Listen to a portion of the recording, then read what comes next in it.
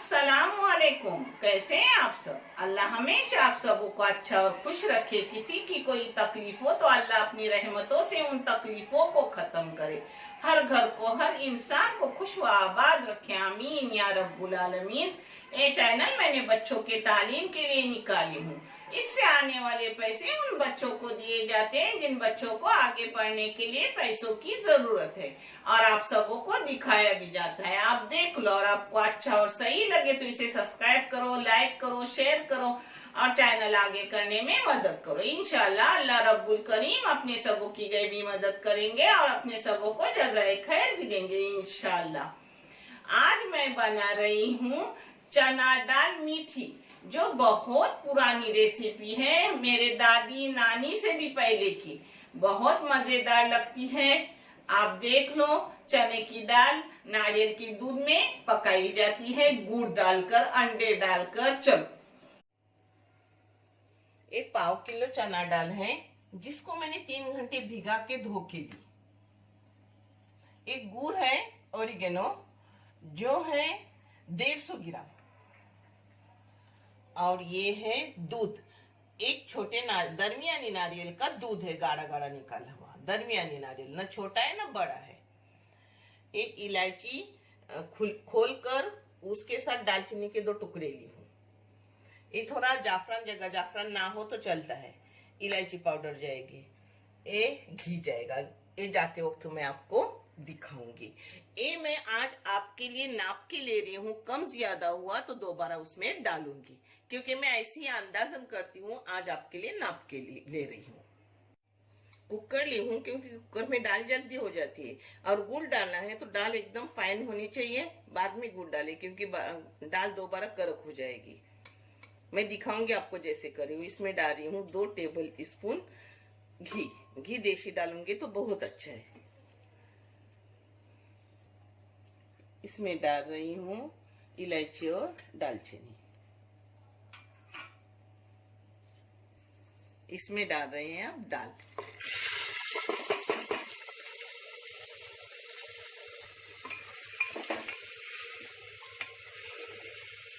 इसको थोड़ा भूनेंगे 2 मिनट।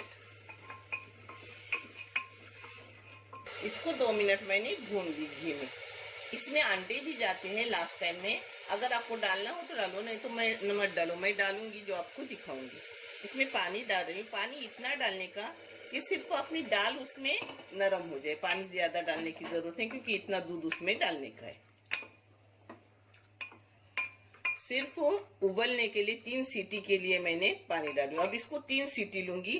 3 सीटी में अपनी दाल ताजी है तो जल्दी से वो नरम हो जाएगी।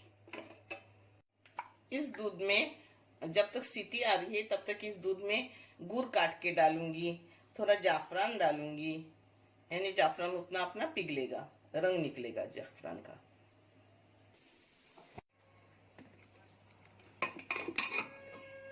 ये देखो, अपना पानी वैसा ही सूख गया। अब अपन देखेंगे अपनी दाल एकदम नरम हुई है कि नहीं, और जाफरान डालना जरूरी नहीं है।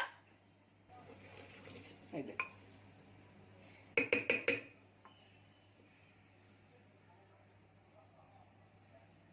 अपनी दाल एकदम हो गई।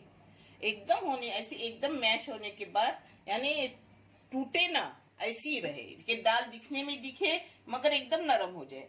ऐसी हो जाने के बाद फिर दूध, गुड़, जाफरान एक जगह जमा की मैंने, और उसमें मैं डाल रही हूँ।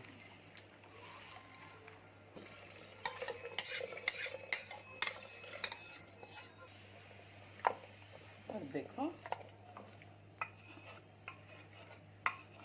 अब दाल में थोड़ी सी आखर आ जाएंगी, यानी वो दाल नरम रहेगी मगर अपनी कड़क नहीं रहेगी। इसलिए एकदम उसको नरम करके दूध और गुड़ डालो। हाँ,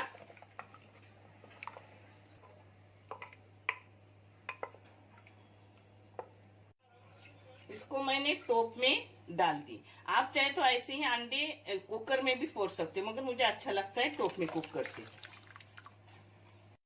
ऐसा ही कलर आपको चाहे तो ऐसा ही रखो, नहीं तो थोड़ा सा अपना ऑरेंज कलर नहीं, सुनहरी, वो डाल दो। जिससे कलर अच्छा दिखता है।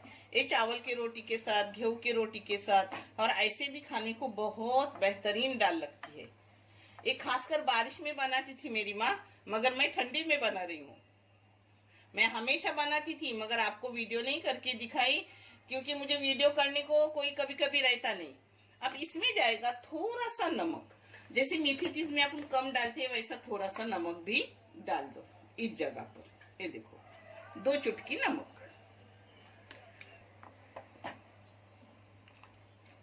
इसको और मीडियम गैस पे थोड़ी पकने दूंगी और थोड़ा गाढ़ा गाढ़ा होने के बाद फिर उसमें अंडे डालूंगी और अंडे बारीक गैस पे रख दूंगी। अब इसको मैंने चख के देखा तो अब भी दाल खाने में अच्छी है, मगर जब अपन अंडे डालेंगे तो थोड़ा कम हो जाएगा मीठापन। तो 1 टेबल स्पून यहाँ डाल दो शक्कर। हाँ, मैं भी डाल रही हूँ। अब इसको और थोड़ा पकाऊंगी और फिर उसमें अंडे डाल के बारीक एकदम गैस करके 3 मिनट रखने का। अंडे 3 मिनट में हो जाते। ये देखो अपनी दाल अभी तक नरम अच्छे से है और मैंने उसका पानी गाढ़ा की, क्योंकि अंडे होने के बाद ज्यादा अंडे अगर तुम पकाओगे तो अंडे कड़क हो जाएंगे। इसलिए 3 मिनट ही पकाने का और ढक के 2 मिनट रखने का और फिर परोसने का। अब ये अंडे जा रहे हैं।